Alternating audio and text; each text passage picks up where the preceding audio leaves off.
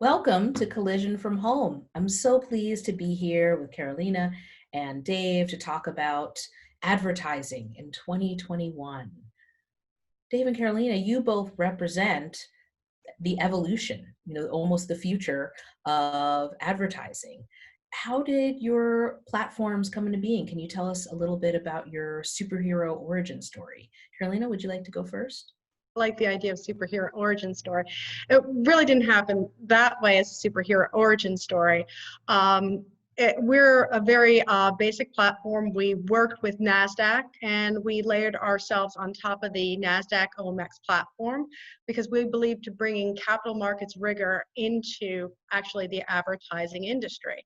And what that allows us to do is actually trade futures and options in a very automated and programmatic way. So think of us more as a contract management platform that also does compliance and reconciliation. So we are sort of like an intersect inside the community that can work with SSPs, DSPs, publishers direct, and anybody that's part of the story.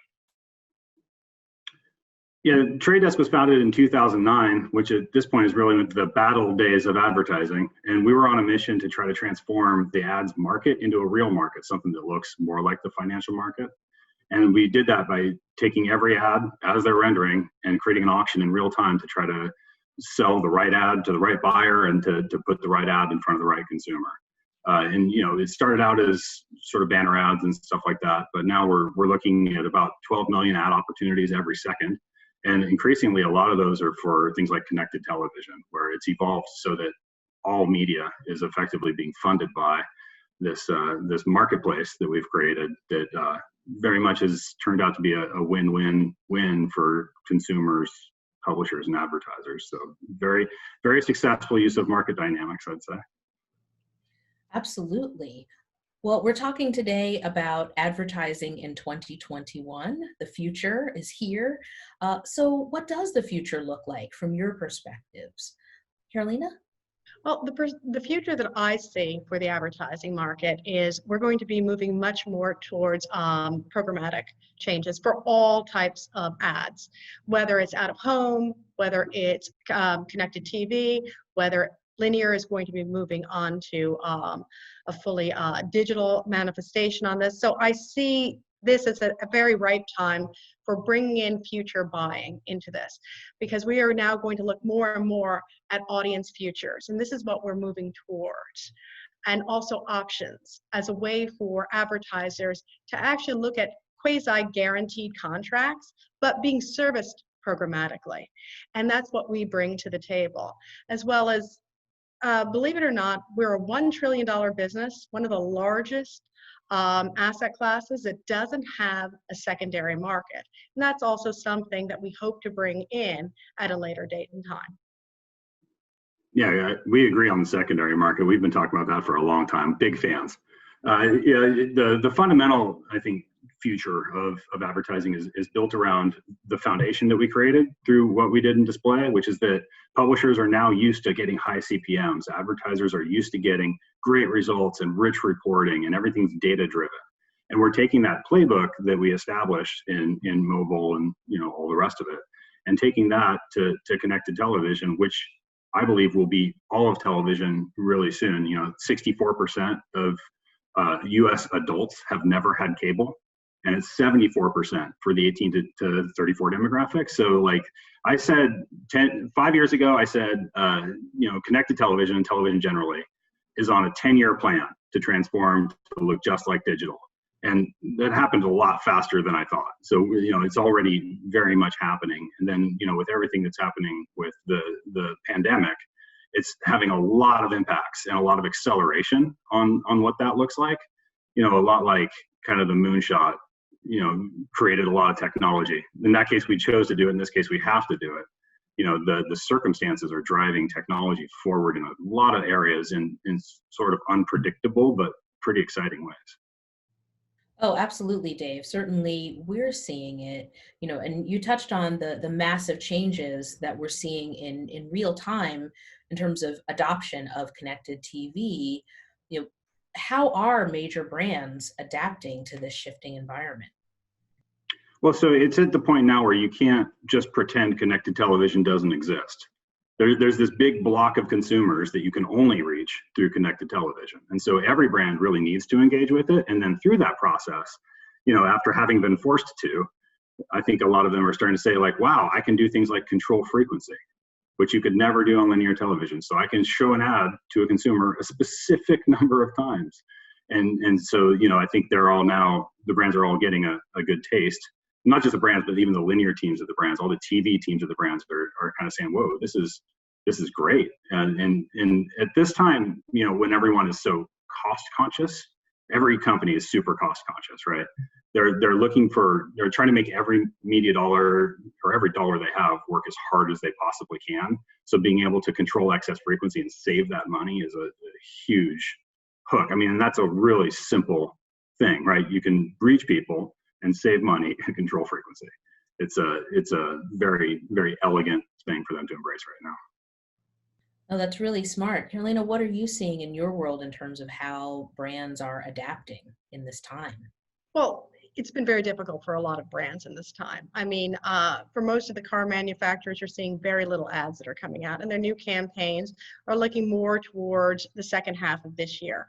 So it's been tough. But when you're looking at certain very well-branded advertisers like in pharma and also in carriers, you're seeing many more of them also shifting what their creative is, and they're looking more at buying media now and also serving it programmatically. So when you're looking at people like Pfizer and Merck, they're shifting a lot more brand dollars now onto the web.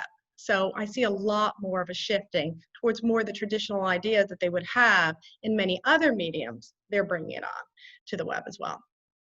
That's really interesting. I can tell you just a couple of stories as an advertiser. So we've used the Trade Desk. Earth Day just happened, and we were working with the founder of Earth Day, the original founder, on a big campaign. And his dream for the 50th anniversary of Earth Day was, millions of people in the streets around the world. That's what we were for. And boy, we had to do a pretty hard pivot. I would say the Trade Desk actually helped us a lot. We ended up running static banner ads and video ads across some relevant websites like Vox and Huffington Post and Atlantic, but also connected TV ads to reach some people who probably had never really been reached with Earth Day messaging before. Hulu, ESPN, HGTV, Food Network. We got 12 million impressions at a $5 CPM, 1.4 million videos, which was like amazing, to us, to have that opportunity to really reach in. And then in terms of, brands adjusting, boy, have I got a story for you. Paid Leave US is one of our clients. They were clients before the pandemic. And of course, they've been on quite the trajectory ever since. And so we've been running petition ads for them around paid leave for employees at FedEx, Tyson Foods, McDonald's. So specifically for Tyson, we actually got thousands of people to sign up at a $1 CPA. Okay, people were, wanting to go to work and be safe. To help Tyson employees petition for paid leave and paid sick days as the ad campaign was happening. As it was happening, Tyson Foods decided this might be a good time to expand their paid leave policy, which we think is a victory. So certainly, I think brands are having to really pay attention. The question, I have for you guys is, is there a need for more balance in privacy and identity? Like we were able to, fairly narrowly target employees. Is that something that might change? Might that expand? How do you see privacy and identity and advertising evolving in this time? For the most part, I feel like there isn't even really that much of a tension. The big brands, when they're trying to build a brand, they don't want to do anything even like what you were talking about there that even flirts with micro targeting or anything like that. I think the conversation going on with GDPR and CCPA and all the rest of it is like, let's have a line somewhere about how specific we're going to be. Because obviously the technology makes it so that we can be very, very specific. And most of the time, it's not really that viable. Like for Earth Day, you weren't trying to get a specific 5 people into the streets, right? You're trying to get hundreds of thousands of people out into the streets. And that's where all of the power and all of this sits, is in things that are done at big scale. And big scale isn't going to be something that's going to be violating people's privacy. So, we're doing a lot of work. A lot of people are doing a lot of work to try to make technology enforce that. But then we can also do it a lot through policy. And, we have a micro targeting policy that we've adopted to say that we can actually know the size of an audience that someone's going after and say, like, that's too small. I mean, I agree with you in that light. I do think that the legislations that we have with GDPR and CCPA are creating at least sort of table stakes for the industry as a whole. I also know that, I mean, up until now, we have some problems that are existing. I mean, even with CCPA, there's a certain legislation that's coming out that still hasn't passed, that's dealing with basically device identifiers. So if that doesn't pass, that can be a real blow to the industry as a whole. And that's still sitting in the assembly in California. So that can actually be a very big detriment to advertising as the full ecosystem in the United States. But we do need to have one sort of legislation, at least in the United States, and also having a lot more clarity on what's going on with GDPR in Europe. Because as they work country by country. So right now it's a lot in flux, how people are looking at privacy, and how also the agencies and also the advertisers as well as ad tech is looking at it. We need more cohesion in what is going on, and we need to be more informed of it. And we have to make sure that the consumer is basically receiving information to be transparent for them. Well, right now the consumer is receiving basically no information, right? And that's and the one thing that is going to never change is the basic quid pro quo of the internet and of media, which is that you want to consume media, you can pay for it with dollars or with eyeballs, and that's all there is to it. But that conversation isn't being had well with the consumer, and when you explain that to most people and you explain the techniques, they're usually fine to take the ad-funded version. But the technology we've been using just doesn't make it easy, and the laws also are a little misshaped to the way the technology works. So there's a whole bunch of work that needs to be done to enable that conversation. I agree to that to an extent. I do think that people are looking at data. It's a very broad statement to say, well, this is a non-paid medium, so they're not paying anything from it. I mean, I come from an ISP at the beginning, so everybody had to pay in order to get on to the ISP. So they do feel that they're paying something in order to have some sort of connectivity. And I'm not sure I agree with the notion of sale as in CCPA on how they're dealing with the idea of whether it's going to obfuscate the notion of that people can have their data given for certain targeting formats. But I think that transparency needs to exist, and that either has to be given to us by the government, because I don't believe that we as an industry have given that to the people for them to be informed and to feel comfortable with it. Well, we've actually tried really hard. I mean, cookies haven't made it easy, and if you look at what we did with like the NAI opt-out tool, we have reams of thought about how it should all work, and we've done our very best to implement it. So I think a lot of the stuff that's happening with the Chrome browser and all of the rest of this can actually enable the technology to be built to do the right thing. And then we are also going to need publishers to take over that conversation and to have a real conversation with consumers when they arrive at their site, explaining exactly what's happening. Well, they are doing that quite a bit. I think the publishers are doing a very good piece in Europe, because the first thing that you have on the page as soon as you get into Europe is that your information will be taken. You have a nice slider at the bottom of the screen, so you will see that. And that's something that's also being proposed in the US as well.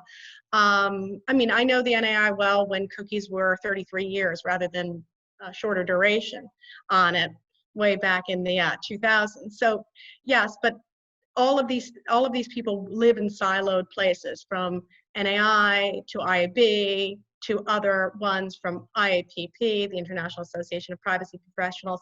It doesn't seem like there's a solidified group around this in order to get privacy into the mainstream for everyone, in order for them to have a much more streamlined notion of what is my data being taken for? Is it really being sold, or is it only servicing me an ad that is not really a sale of my information on it?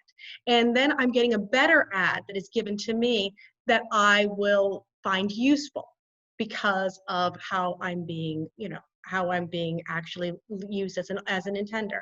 Those are the types of things that need to be much more drawn out.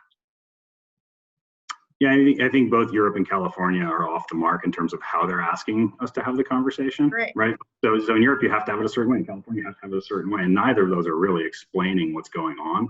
I think eventually it'll converge. We will be telling consumers what we're doing collectively and then doing that. And that's really what all laws ask us to do. Well, Well, to an let me extent. just break in here. I know you guys you're both so smart, you could talk all day, but Carolina, I do want to give you an opportunity to expand on transparency a little bit more, since you touched on that. Is there a need for more transparency and objectivity in media buying?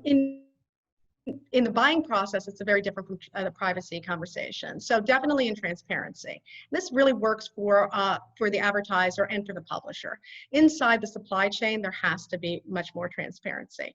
We deal with the trade, but also with the post-trade situations, which is actually when the ad is populating, whether it's meeting the requirements of the contract. And that is something that we've done with quite large players, and it is very non-transparent on how things happen.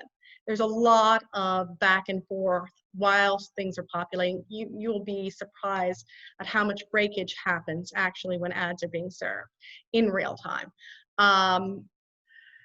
For objectivity, that was a little bit confusing for me, what we mean by objectivity in that, because when I look at trading, I don't look so much at objectivity from both an advertising or financial point of view. I think more along the lines of how are we dealing with transparency, trust, and meeting the requirements of the contract that has been formed for this. So I'd like to know a little bit more about what we're talking about with objectivity on it. Objectivity is kind of a trade desk-ism. Okay. So we talk about that a lot, as representing, we think just like in any market, buyers should be represented by one agent, sellers should be represented by a different one. And that when you have a real estate agent, for example, that represents both buyer and seller, they have to sign a disclosure telling you that they have a big conflict of interest. And so that's actually been a huge part of our mission, is to say sellers go sell, buyers go buy. And a lot of the big companies we compete with obviously represent both. And so there's a strong incentive for them to say, like, hey, what would be really good for you? My stuff. That is a really big dynamic. Transparency, we also are huge believers in. We've been trying to build that all the way through the supply chain. Like, we've had a lot of actual wins over the last couple of years, like with ads.txt and sellers.json, which effectively give us like a sense of provenance for where something's coming from that somebody's trying to sell to me. Like, when you go to the grocery store and you pick up a package, it'll tell you the country of origin, and it's got how many calories are in it. We've effectively established that pretty well. Like, you're right, there are definitely still cracks in the system. A lot of breakage in it. I mean, it's during actually when it's actually being executed, and not based on the trade, on execution for it. And also I've seen where ads are being serviced on the topology of the ad is really for display, and it's being serviced on CTV. I mean, these sort of things happen every single day. And these are very big mistakes that don't get that you can't get paid on. But going back to objectivity, it's just a funny thing with the financial markets. Only 12 to 15% of the market is actually on exchange. Everything else is done privately in other sorts of contracts. So we should be really reticent. We should acknowledge that there is a point of play that we should also bring into our markets as well, where people bring off exchange ideas on exchange, because that actually broadens exchange. And I think we could all actually increase our value with that. Amazing. You guys were fantastic. Thank you so much for sharing all of your wisdom with us. I can't wait to see the future. Thanks for joining us on Collision from Home.